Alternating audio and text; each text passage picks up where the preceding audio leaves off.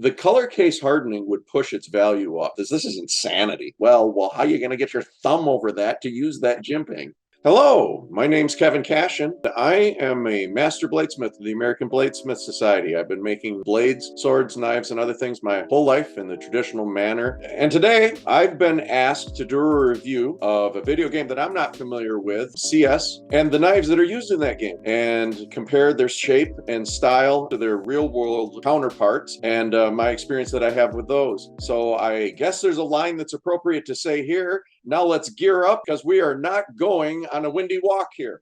Before that windy walk, let's talk about today's sponsor, Skin Baron. Skin Baron is a trustworthy German marketplace to sell skins for real money and buy skins 30% cheaper than usual. With over 1 million offers at your fingertips, you can also buy trade-locked items and utilize their escrow system, which makes sure payments are secure and smooth. Once you find your dream skin using Skin Baron's easy-to-use filter menu and want to buy it, rest assured Skin Baron supports payment methods such as credit card, Klarna, bank transfer, and many more. Selling skins for real money has never been easier with Skin Baron's unique wallet feature.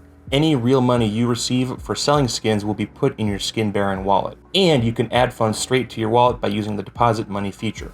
Skin Baron also has many great features like Smoke Baron, which will make sure you never have to search for a smoke lineup ever again, a convenient 3D skin viewer, and you can even find different exchange rates and languages at the click of a button. Make sure to check out Skin Baron in the description and to use my affiliate link when you are ready to buy your new skins. Thank you very much and enjoy the video. Let's go, fellas. Deploying flashbang. Remember, this isn't the killing house anymore. This is real life. I've never heard the term skeleton knife, but I understand what they're saying, and I understand what they're getting at with this. This could very easily be stamped out, water jetted out of sheet, and then decorated up and sharpened and sold. So it's very quick and inexpensive manufacturing process. Yeah, I think the idea behind skeleton knife here is skeleton, in that you're removing meat and you're down to a skeletal effect. The large hole where the guard would be is almost essential. If you were to use this as a thrusting weapon, which you very well could, there's no real cross guard to keep the hand from sliding forward in the thrust, which that's a very critical concern, except that hole. That hole allows an added grip. I would hesitate to do it, but a finger could even go into that hole to increase the grip on the knife. I was trying to determine if that's thin black leather or just black electrical tape on the handle. If it's that thin, just texture the metal itself and smooth the edges, and it would actually be more functional. There are holes drilled out underneath our handle wrap as well. That's a good place to lower the weight and is very typical on full tang knives like this. I understand what they're saying about hydro-dipped or hydrographic. Yeah, you'd have to really have it together to get the spiderweb pattern, but it wouldn't be a durable finish. What I would do if I was doing that pattern, I would look into some sort of powder coat because it would be much more durable. Real world accuracy and style, I mean, everything here is possible in the real world except the finish. I don't like the description. I don't think anybody that was actually selling a knife would do a finish that way. I'm going to back that off. I'm going to take this down to, I'm going to give it about a 7. Something that can be quickly stamped out. 2,000. Okay, but I overbid, so I don't get the showcase. So, all right. Deploying flashbang.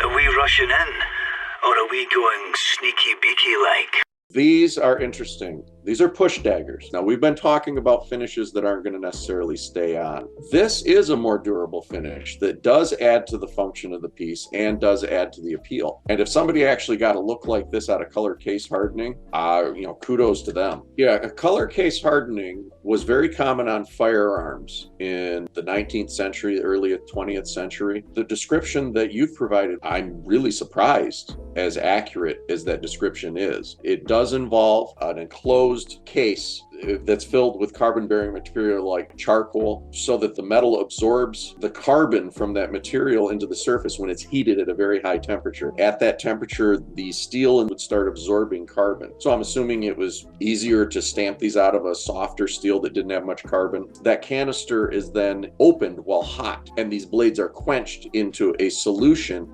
that will react with the case hardening and give you these gorgeous colors that are present. I don't have too much criticism actually of the blades. You have these extensions at the base of the blade just in front of where the fingers would rest. They're giving added surface area to keep the fingers from sliding up on the blade. This is similar to the lugs that you would have on an old like European boar spear. You don't want in a thrust weapon to bury your weapon and not be able to pull it back out. Moving back, this push dagger would kind of hurt to use. You really want some sort of material where the handle is to widen it out and fill the palm a little bit. This is just a cutout sheet of steel ground with these edges. Your palm is going to be the driving force, and that's going to cut into the hand here rather uncomfortably. And just the addition of some soft or some smoother material to either side to build up the handle a little bit would give it a lot more thrusting ability. But I understand, probably for concealability, to put these two together into some sort of a pouch, it's probably why it's that way. Real world accuracy and style, I'll give this a solid 10. Color case hardening, that's awesome. If I would stop and take a second look at these if I saw them on a table at a knife show. I'm going to shoot right down the middle and hazard a guess in game $500. Really? Okay. The color case hardening would push its value up. It's all about that case hardening. Deploying flashbang. Remove any doubts in your head. It's us or them. It's kind of like a tiger claw. It's a human tiger claw. I don't like as a heavy a curvature on the blade, but this one, for the style and everything, I think it's working. It looks like a rubberized grip. They've put into it a lot of things for ergonomics and comfort in the hand here. I'm usually not a fan of that because I like a more versatile grip and not be locked into one rigid way of holding something. And the finger grips, they do look comfortable. My only concern is it's that one grip that you're sort of locked into. So you can see the ribbed cutout on the back of the knife just behind the blade for the thumb to actually ride up there for some extra pressure. That's well thought out. The finger loop on this knife actually has a very practical use. An original karambit, they were utilitarian knives, not necessarily weapons. It's very handy that you can change the grip without losing the grip because the finger goes through the loop. This one, however, I notice has a little point on the back, and I kind of understand that forward grip where the blade is coming off the top of the hand. I could see where this is a tactical addition as a point for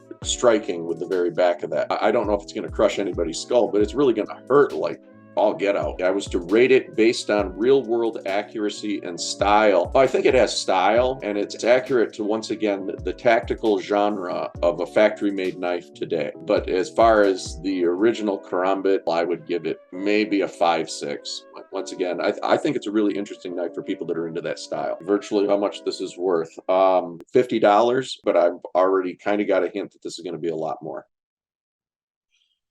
Wow, I got to start making things on computer instead of at the forge. Deploying flashbang. Enemy spotted. Fire in the hole. Many of my friends make things like this. It's below the center line for me. Bring that point up just a degree or two. When you're holding the knife and you're doing a thrust, the point is a little off the center line and it's a little abrupt for a proper thrust. But it looks like it's a stout blade for doing that, so I'll give it that. But it's also in the recurve design. Back near the guard, how the blade flares out, gets wider, and it has that point that kind of comes down. And there's this cove or a hollow that's created between that and what I would call the belly of the blade out further. This particular knife would always be a little blunter up in that hollow because it's more difficult to sharpen. But it does look cool. It looks cool. Another criticism I'd have is the forward facing guard. If you look, we have some jimping for the thumb, those grooves on the spine of the blade where the thumb can get grip. It's not really practical because it's a double guard in that you have a guard rising above the back of the knife as well. Well, how are you going to get your thumb over that to use that jimping? Now that would be no, sir. Initially, when I first saw it, I thought the wavy, cloudy design along the edge was what we call hamon. And it's a Japanese term for the hardening line down the edge of a Japanese sword or dagger. It's done with clay application during the heat treat in order to harden just that area. If the darker color comes within, say, I would say like a 1/4 inch of the edge, I start getting very nervous because that means in the heat treatment, there's parts of that edge. It didn't harden up high enough. And there are several spots along the edge of this blade where it's close enough that I would say, okay, that we need to reheat treat this. All in all, I mean, the handle looks like it's really stout. With that cross hatching is what we would refer to. It's a very coarse checkering. And the checkering would add some grip to the handle. I kind of like the aesthetics of how it comes together and the way it transitions in the guard. It looks like the handle would be quite comfortable. Real world accuracy and style. Let's see. If I was walking through a knife show where a lot of my colleagues are setting out their wares, I would expect to see something like this. So I'll give it an 8, but I can't be too harsh because, as I say, I see these at knife shows, things similar to this at knife shows. In game, 2,500. Okay, before I was low, now I'm a little high. Okay, all right. I'm learning more. Deploying flashbang. I fancy that's as close as I'd like to get. Actually, I like the profile of the blade. It's not bad for a bayonet. Bayonet being a thrusting weapon, I'd like to see a little more gradual taper to the point for the thrusting aspects, but it's not bad. It actually doesn't look too bad as a hand weapon. It harkens back to many military knives. It's got that typical K-bar outline of very classic military style knives. It has the fuller, it makes the blade lighter without sacrificing any strength. Classic for this knife style. The way it's decorated, while that's interesting and it adds appeal to it, in hard combat use, that finish is not going to stay on there very long at all. The shaping of the grip, once again, it's a bayonet, so its initial design function isn't necessarily to be used in the hand, but it can be. Quite often, I find the grips on bayonets not to be really that user-friendly compared to a knife that was designed to be used exclusively in the hand. I personally believe any sort of a blade, particularly something that you're going to be using for a weapon, you should be able to, with your eyes closed, pick it up off a table and know exactly where the edge of that knife is oriented just by how it feels in your hand. And when you have a perfect cylinder, you can't do that. 1 out of 10, accuracy and style. The blade, the shape, and the way it's all put together, I'll give this a 9. I might even give it a 10. This is pretty spot on for a combat bayonet. Okay, in game, I'm going to bring my number up from learning about the karambit. I got a little education there. Bring my number up a bit, maybe 400. Okay, maybe I'm in the wrong business. Deploying flashbang. Easy peasy lemon squeezy. First, when the image comes up,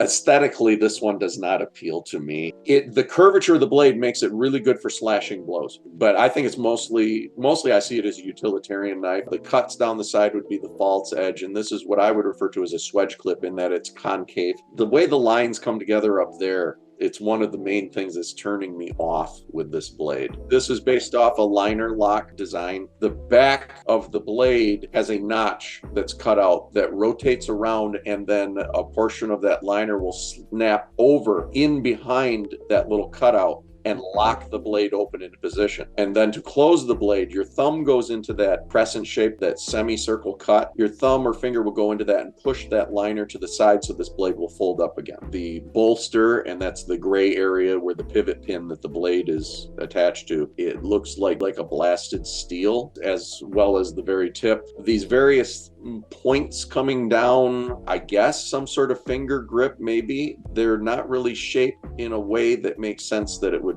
comfortably grip your fingers. That's a pocket retention clip to where you can slide it down into your pocket and not bury it in your pocket. We're talking about a game that's based on combat. That is a very small, delicate one. Certain metals are very responsive to anodizing, and anodizing is you apply an electrical current. The metal part is put into an electrolytic solution. The different levels of electric current will actually cause coloration on the metal. Titanium is very responsive. You get very iridescent neon colors off from titanium when you anodize it. Forgive me, anybody that enjoys this knife. Aesthetically, to me, this knife's a mess. Accuracy, as far as the mechanism, pretty spot on. As far as being a really ugly tactical folder, that's spot on too. My friends that make these, sorry, but yeah, a lot of you make really ugly tactical folders, so this is really common in the knife world. As much as I don't like it, I'm going to give it a 9 as far as accuracy and style, because